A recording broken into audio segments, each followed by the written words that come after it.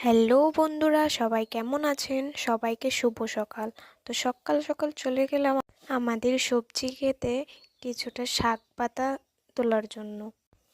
এই যে এটা হলো আমাদের ছোট্ট একটা সবজি ক্ষেত, যেখানে অনেক রকমের সবজি লাগানো আছে। এখন শীতের সবজি প্রায় সবই শেষ।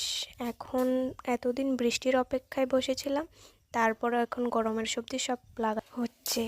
তারপর আমি আমার কাজ শুরু করে দিলাম। কিছুটা পাতা তুলে নিচ্ছি, আজকে শাক রান্না হবে তাই তাই ভাবলাম আজকে তোমাদের সাথে কিছুটা মুহূর্ত শেয়ার করি। সব দিন তো আর এই কাজগুলো করা হয় না, আজকে হঠাৎ বললো মা তাই করলাম। তারপর দেখতে দেখতে আমার পাতা তোলা প্রায় শেষের পথেই।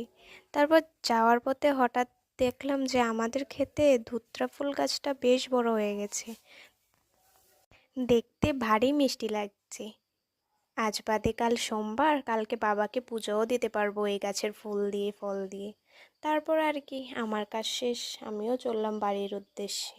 আজকের মতো এতটুকুই, টাটা, দেখা হচ্ছে নেক্সট ব্লগে। সবাই ভালো থাকবেন।